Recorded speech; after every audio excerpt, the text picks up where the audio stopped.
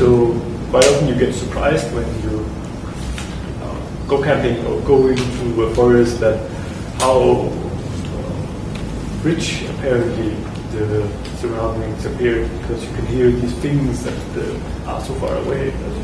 So again, there's a big difference there. Nothing you can work with both elements, and specifically, I think you can work with again an artificial version of it, where you can create these very sort of dense sonic experiences where everything is up front, and then you can create this open landscape that has a huge depth. And I think that there's some qualities in these transitions that are very interesting. Is this what you do? Yeah, when you hear my compositional work is very much based on these elements. It is working with sort of a concept of a sonic landscape or something like that as a way of building up sound experiences. I think it becomes necessary to consider these elements, and again, there's a lot of experiential potential hidden in these elements. So it's very interesting to work with this. This is part of what I do. Another part is maybe more sort of conceptual in another way. But from a compositional work, that those elements are very important. How do you choose your materials? I guess it's a general question. Yeah, no, well, I must say I'm quite eclectic in that sense. It's I use field recording to some extent, but I also use filtered noise really. And I found that there's so much you can do once you start sort of shaping sounds artificially, creating synthetic sounds, especially when you're creating synthetic versions of something that resembles real world sound or natural sound, whatever you want to call it. But you get these very sort of strange things that sound like something, but they're not. You can hear that they somehow resemble some things, but you're not. It's like you can hear it's a bird, but you cannot tell what bird it is. It's kind of like this very sort of strange experience where your ear kind of accepts that it's a bird, but you cannot sort of produce the mental image of it because it's too far off. It doesn't resemble anything. There's some interesting qualities in that. I also think that where I've been spending a lot of time with these elements that in order to create these maybe believable sonic experiences or sonic landscapes, they have to. There's some tricks you can use. I mean, because once it resembles something it has points towards a particular type of environment, then your ear tends to just believe it. And even though it sounds artificial, everybody would agree upon this is done artificially, then there's still something that your ears immediately accepts it. Okay, I'm kind of familiar with this, even though it appears weird at the same time. And there's this element of surrealism is very fascinating and very different from visually perceived concepts of realism, because there when you see an image of something that's too far off, then it really becomes you have this it becomes very sort of caricature-like, very cartoon-like. Whereas when you hear it, you can create a level of realism that seems to have a completely different threshold. So you can work with artificial sounds in a way that somehow becomes believable in a strange way. And I think that kind of strangeness has always fascinated me. And so that becomes one criteria for selecting sound, something that resembles something but is not. Okay.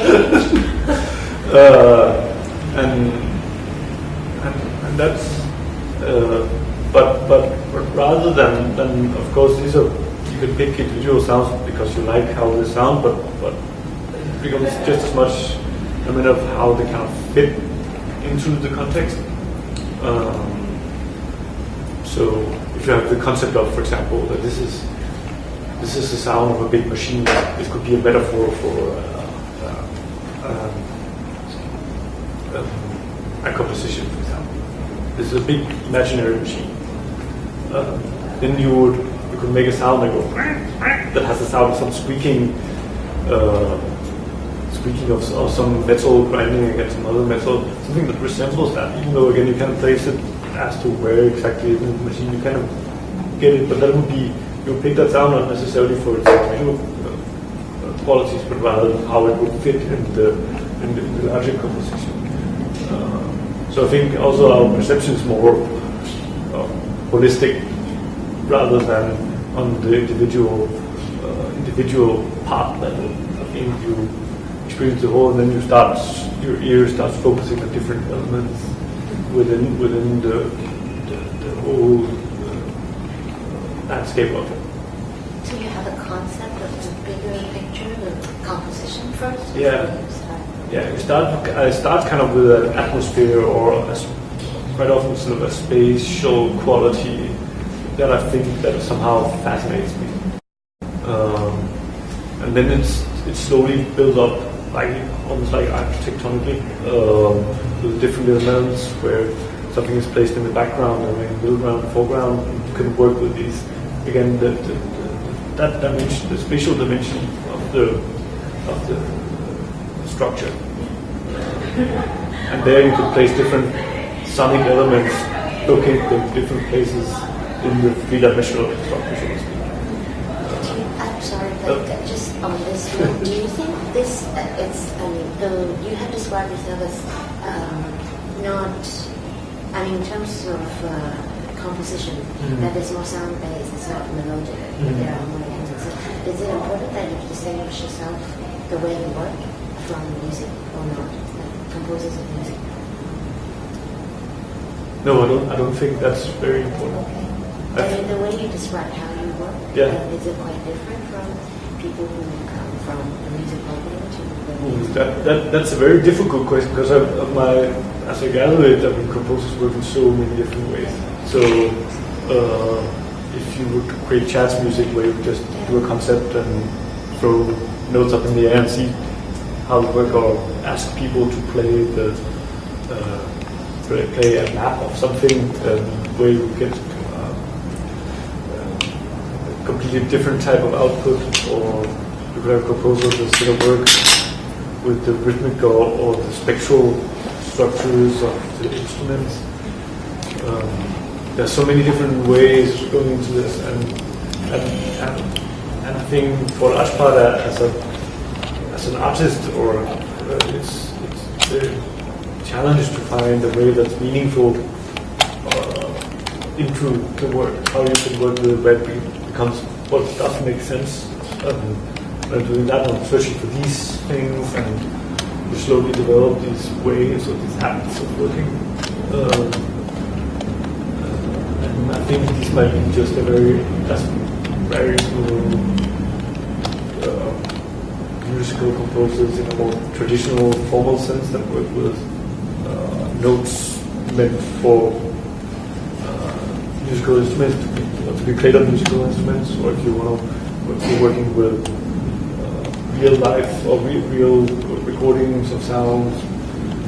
Again, there's so many different approaches, so it's very hard to say. The way I work might actually fit the description of someone who works with, in a much more traditional sense, much more than someone else who works with recorded sounds.